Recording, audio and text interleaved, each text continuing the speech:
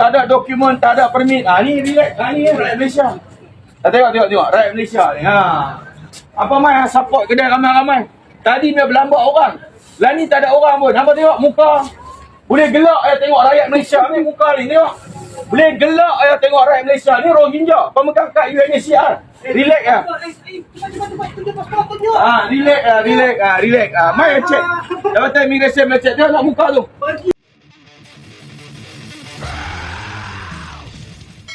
Perdana Menteri Datuk Seri Anwar Ibrahim dah keluarkan arahan warga asing perlu ada dokumen dan permit bekerja. Itulah yang dapat disimpulkan dari kenyataan Ustaz Sofyan apabila ketua aktivis Surplus ini bersama pasukannya menggempur pasar borong selayang yang dibanjiri pekerja-pekerja asing, terutamanya warga Rohingya. Menerusi video yang dikongsikan di akaun TikTok miliknya itu, kekesalan jelas terpancar di wajah Ustaz Sofyan ketika melihat dua orang warga asing bekerja memotong ayam dan turut mendedahkan pihak berkuasa seperti Jabatan Imigresen Malaysia termasuklah pihak berkuasa tempatan tidak pernah mengeluarkan permit bekerja untuk mereka yang tiada dokumen dan permit yang sah. Ni kerajaan Malaysia. Perdana Menteri keluarkan arahan warga asing macam ni, tak ada dokumen, tak ada permit. Ni relax. Ni rakyat Malaysia. Tengok. Rakyat Malaysia ni. Apa mai support kedai ramai-ramai. Tadi dia berlambak orang. Lah ni tak ada orang pun. Nampak tengok muka. Boleh gelak tengok rakyat Malaysia. Ambil muka ni tengok. Boleh gelak tengok rakyat Malaysia ni Rohingya. Pemegang kad UNHCR. Relax Relax. Mai check. Jabatan Imigresen check. Tengok muka tu. Tunjuk. Ni. Tengok. Tengok. You punya permit sini punya kedai. Ambil. Sini. Bagus. Tengok. Tengok.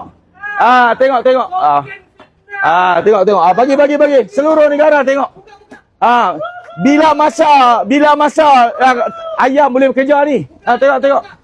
Hampa rakyat Malaysia mai ambil tindakan. Saya bagi tahu PRU 16, kalau kita ambil aktivis menang di Selayang, muka ni hari pertama kita akan ambil tindakan. Ini janji kita.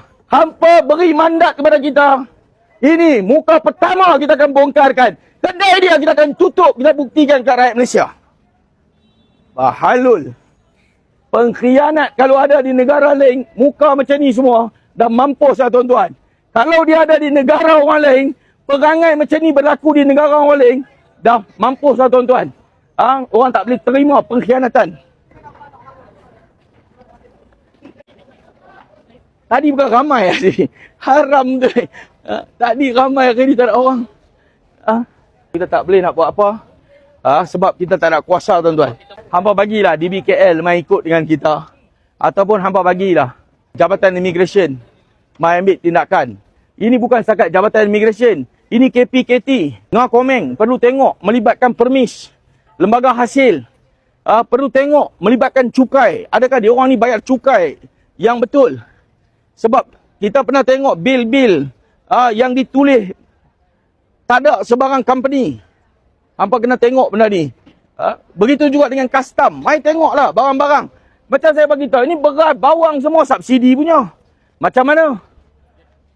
Gas subsidi punya. Macam mana tuan-tuan? Ini bawang, ini beras, telur, semua ni adalah barang-barangan subsidi. Kerajaan bagi tahu warga asing tak boleh beli barangan subsidi. Bukan dia orang beli barangan subsidi. Dia orang jual barangan subsidi. Dia orang monopoli barangan subsidi, tuan-tuan. Ini yang berlaku di pusat bandar utara Selayang. Macam apa lagi kita ada selain daripada kita bongkarkan isu-isu ni?